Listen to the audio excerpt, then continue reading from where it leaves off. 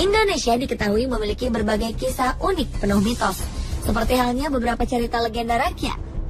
Dari beberapa cerita yang beredar, di Indonesia tersebar beberapa batu yang memiliki kisah dan mitos sendiri.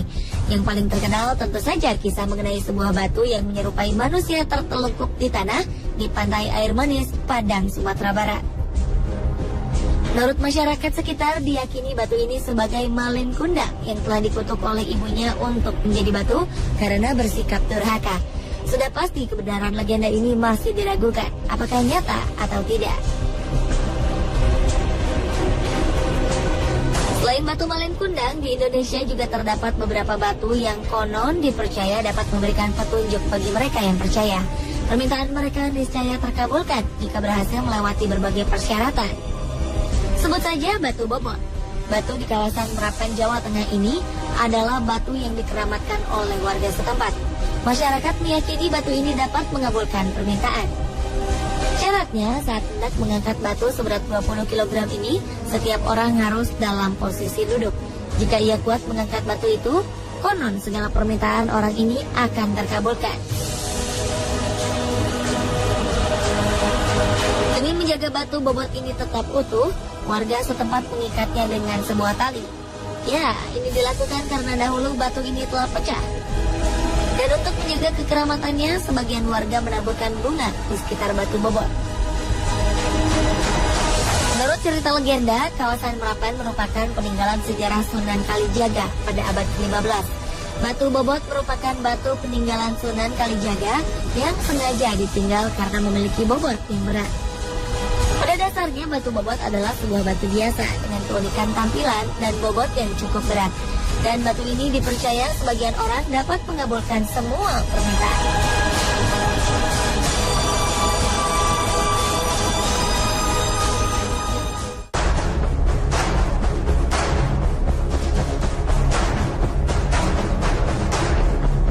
Sementara di Batu Sangkar, Sumatera Barat, selama ini terkenal dengan keindahan alamnya dan mempesona.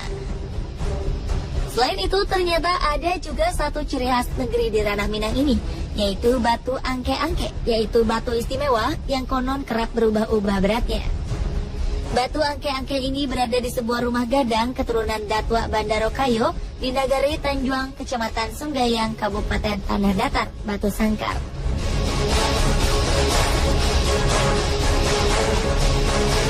Batu berbentuk seperti kura-kura ini berwarna hitam, ada lubang kecil di tengahnya. Selain itu, terdapat tulisan lafaz Allah dan Muhammad di permukaannya yang berwarna tembaga. Masyarakat Sunggayang menyebut batu ini dengan nama batu angke-angke.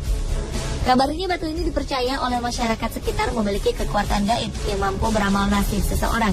Batu ini dapat meramal nasib seseorang dengan cara seseorang itu harus mencoba untuk mengangkat batu ini.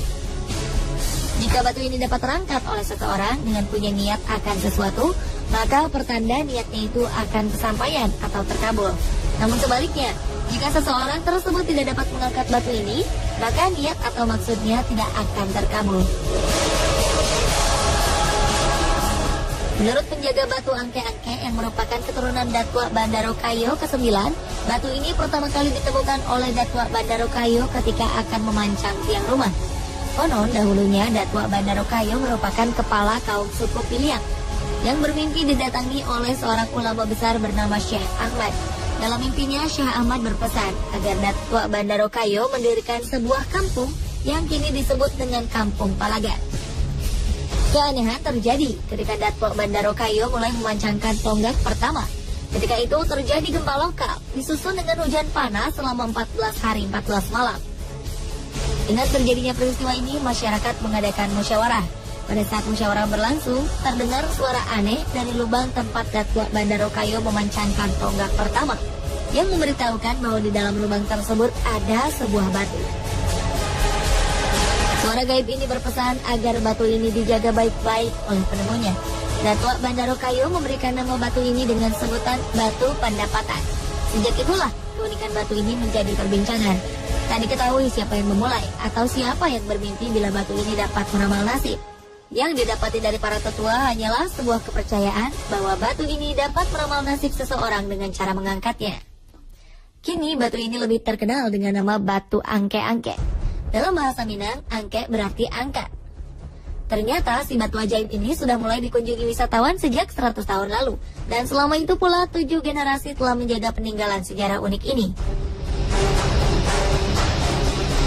Namun ditegaskan bila batu ini bukanlah sesuatu yang dapat mengabulkan keinginan seseorang, melainkan hanyalah sebuah pertanda. Caranya itu ya masa minta pada sama batu. Kalau minta sama batu kita itulah sirik. Kita minta sama Allah. Ini sebagai tanda untuk gambarannya motivasi lah gitu. Sudah pasti tempat kita meminta dan memohon hanyalah kepada Tuhan Sang Pencipta.